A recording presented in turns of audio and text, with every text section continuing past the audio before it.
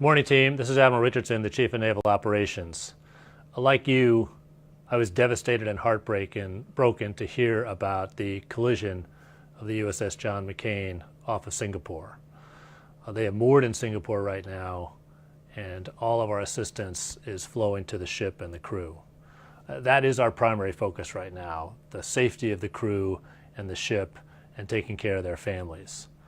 I'd like to thank everybody who has helped us get to this point, including and especially the Republic of Singapore Navy. Admiral Swift, the commander of the Pacific Fleet, is en route to take charge and to make sure that they have all the assistance that they need. We'll continue to provide you updates as we learn more about the John S. McCain. As you know, this is the second collision in 3 months and the last in a series of incidents in the Pacific Theater.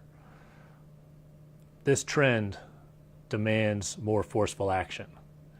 As such, I've directed an operational pause be taken in all of our fleets around the world.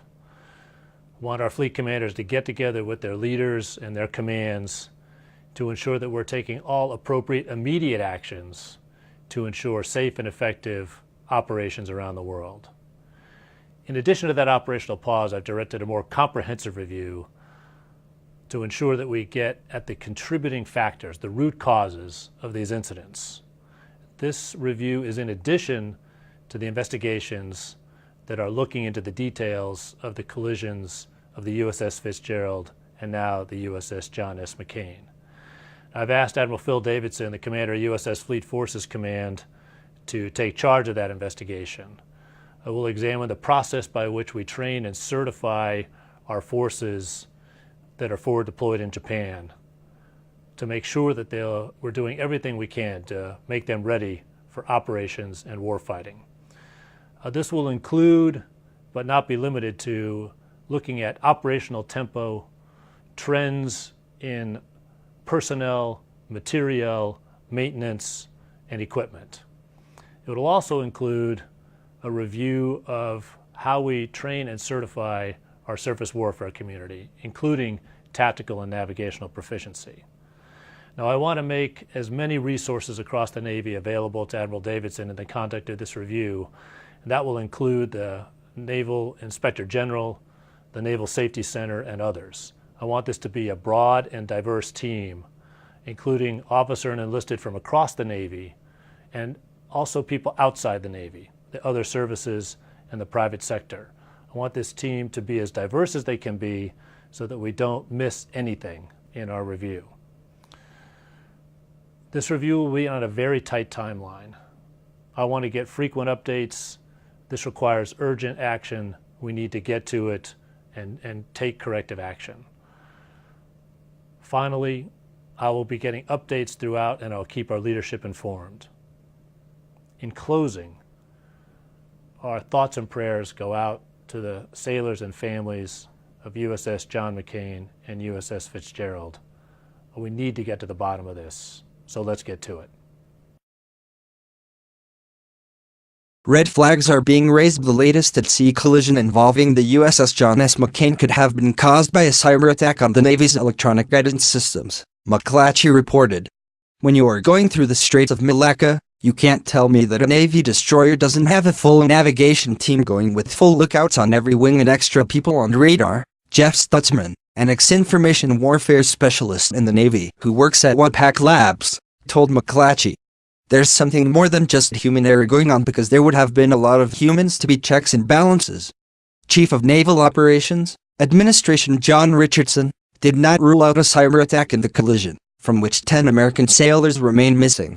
According to McClatchy, other recent incidents include one January 31st, in which a guided missile cruiser, the USS Antietam, ran aground off the coast of Japan, and another May 9th, when the USS Lake Champlain was struck by a South Korean fishing vessel. The USS Fitzgerald, a $1.5 billion vessel, collided with a container ship June 17th, resulting in the deaths of 7 sailors. The commanding officer and 2 other officers were formally removed from duties.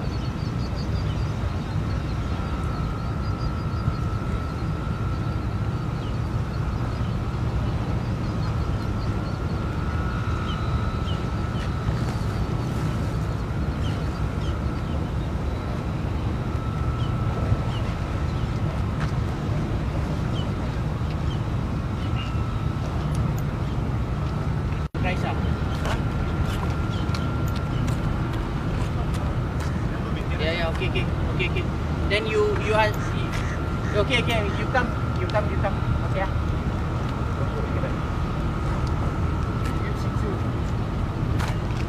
Snapping photos.